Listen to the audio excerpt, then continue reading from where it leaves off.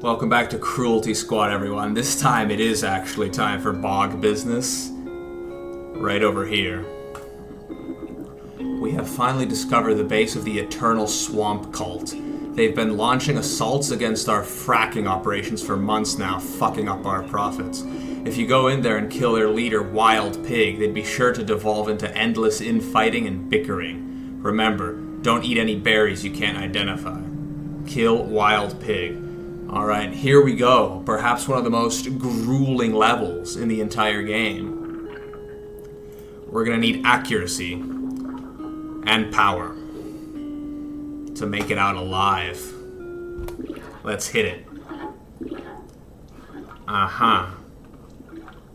Okay, so the exit is basically where we start. I vaguely remember this. And we have two different berries. I forget what they do. Let's see here. Okay, so those did nothing, so I'm worried what's going to happen if we take these. I think these are the bad ones. I'm not going to take them. Everything the swamp touches is, gives you a toxic shock. Yeah, I'm not going to touch that. I think orange at best does nothing, so we're going to go for it. There is an approach from the backside there, but we'll have to save that for when we're exploring. We're going to try to get this mission done nice and quick, nice and smooth. Ouch. Okay. Again, I'd like to see what these... I'd like to see what these green berries do, but in the absence of orange ones to curtail their effects, we're going to go ahead and blow past that for now.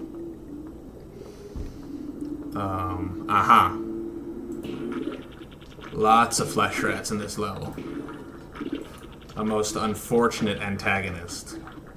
Someone sees us. That was easy.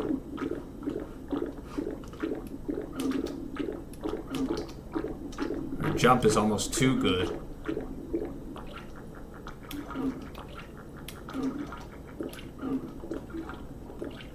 Now, if I recall, flesh rats will drop from the ceiling here.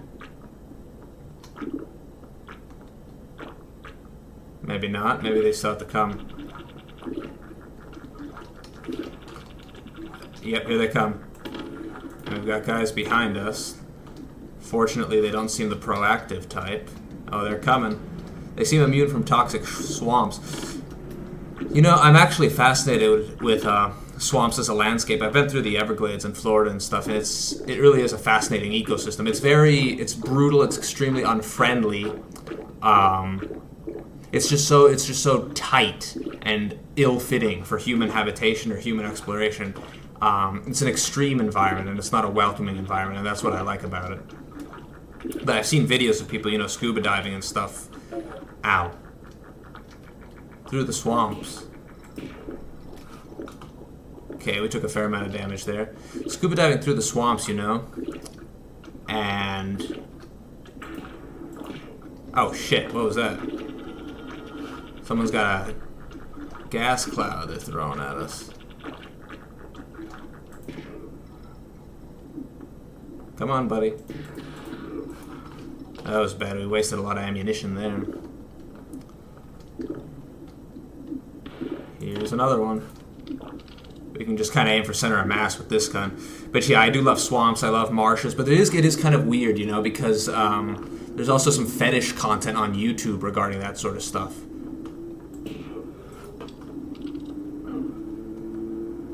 Where some guy in a dog mask... Ah, shit. Okay, so green berries are not good. What we really need are the blueberries, I remember now. Those restore your health by quite a significant margin. Apparently not significant enough for our intents and purposes. Was there anything more to see back here? I was talking about fetish content on YouTube and I got distracted. But yeah, there was some video of some guy in a dog mask. Maybe you guys, maybe my lovely audience will know what I'm talking about. But there's a video of a guy in a dog mask who goes into a marshy swamp, kind of like quicksand, just not really quicksand, just an area of thick mud, and he submerges himself there to the point where his face is covered, and there's heavy breathing and that sort of thing. It's clearly intended to be arousing, especially when you read what the comments are like. That usually is what gives it away. paranoid that's gonna snap under us. Okay, no, this is the one that snaps under us. The bridge here, 2 planks of wood. You know, I've been in the Everglades. I filmed a video there, actually, in the middle of... while it was raining. And there was a whirlpool by the canals there, which was very unusual. I thought I was going to get struck by lightning, but the bridge was just 2 planks of wood just like this, and I was worried an alligator was going to come up because the water level was so high, but I think they were all hiding from the storm too, which there are alligators in that area. And normally you get about like 6 feet of distance between the planks and the water level, but not this time, so one could have very easily grabbed my leg if it had wanted to. Alright, how are we going to do this? Alright, we made it. I'd like to get that snack though, if possible. Cool. Nope, switch your weapon. Alright, hold still.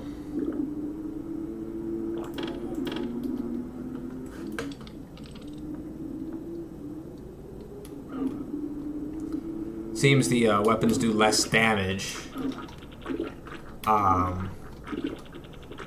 Okay, so they got a bioslave and a pen there.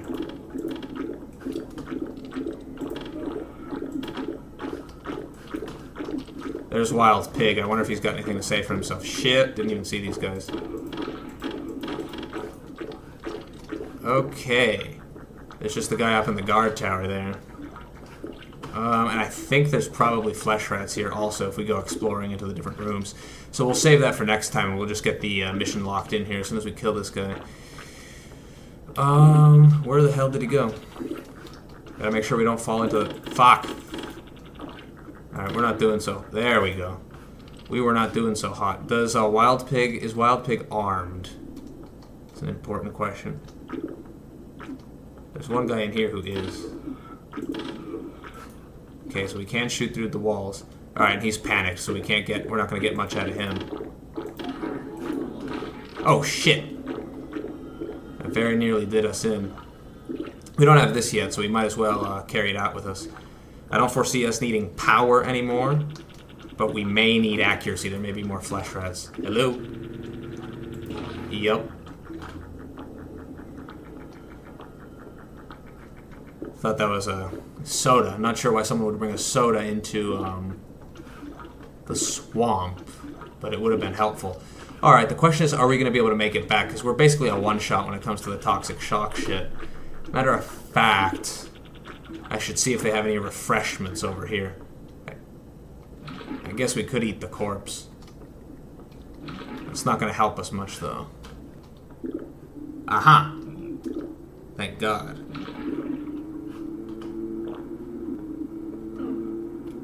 Fucking hell. I think we're toast. Yeah, we can't even hop out of here. God damn, we were so close, too.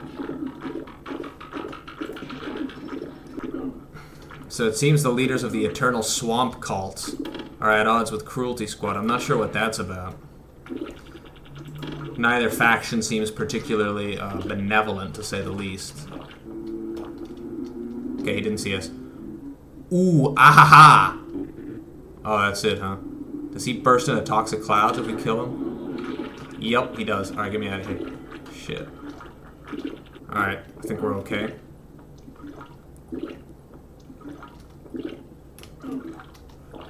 Fuck! Problem is you can't fucking get out of it.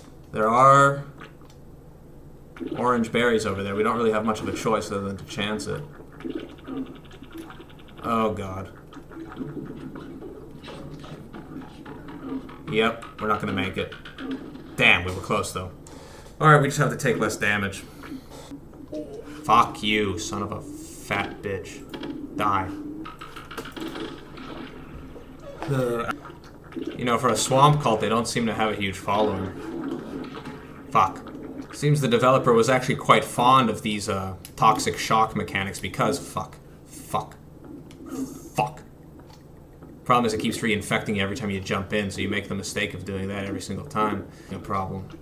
Oh my fucking God. Fuck this. That's actually a theory I have. Did you notice, As soon as we said we were going to get disciplined, and then when things didn't go according to plan, we just lost it completely. I think that's true with midlife crises and in general historical moments. You know, like World War I was kind of the last hurrah of the old monarchies. And it really exacerbated a trend that was already happening. So I think it's the same with personality shifts, with moments where you tend to get frustrated with things like that, where... like Majin Vegeta, too, where you think there's this renewal, this restoration of the old thing. But really, it's just the last contraction, right? It's the dying breath of this old form before it suddenly becomes okay for the other form to persevere.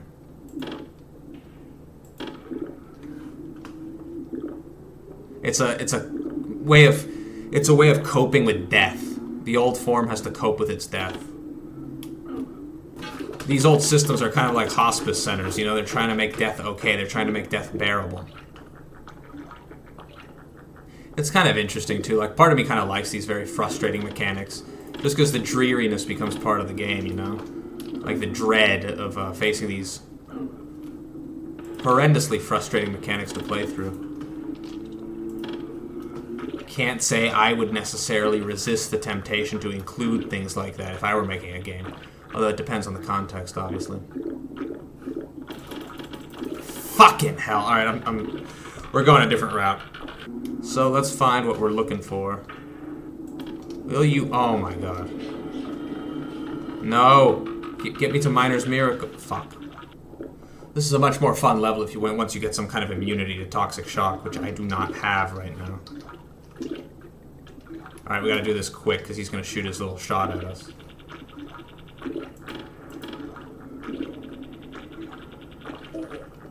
They're pretty good at hitting a moving target.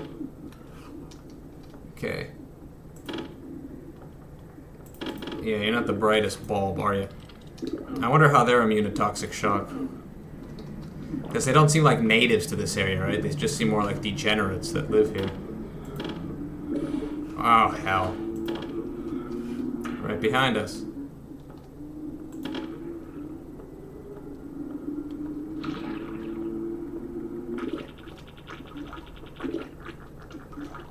Come on.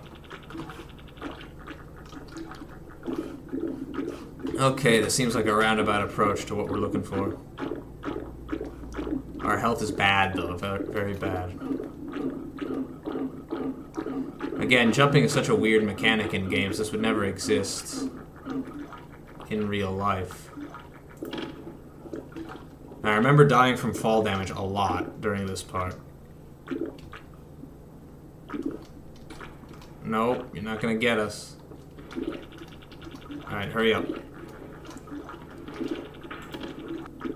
Wild pig is running for his life. He died like a pig. I'm surprised I'm that dumb to keep forgetting this, that there's a trap here. Ah, god damn. We were so close, too. Fuck.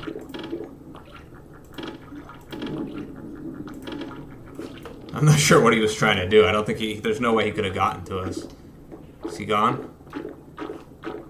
Yeah. Go to hell. He's pretty cowardly for a swamp cult leader. Even Sigismund was less cowardly. Though maybe he didn't think he was about to die. Fuck, this is a stupid level. Can't forget about this guy. Okay, we're in much better standing now. We have 74 health to make it back to the exit. I think it is doable. Let's hit it. As opposed to, you know, 3 or 7 or whatever the fuck we had last time. And that is bog business. That took a horrendously long time. Horribly longer than I wanted to. But fortunately, now the main part of the mission is over. And then we will do some exploring. So, I think we have maybe 1, maybe 2 more levels to go, and then the pacing of the game really starts picking up. Things really start happening. Reality starts to fray.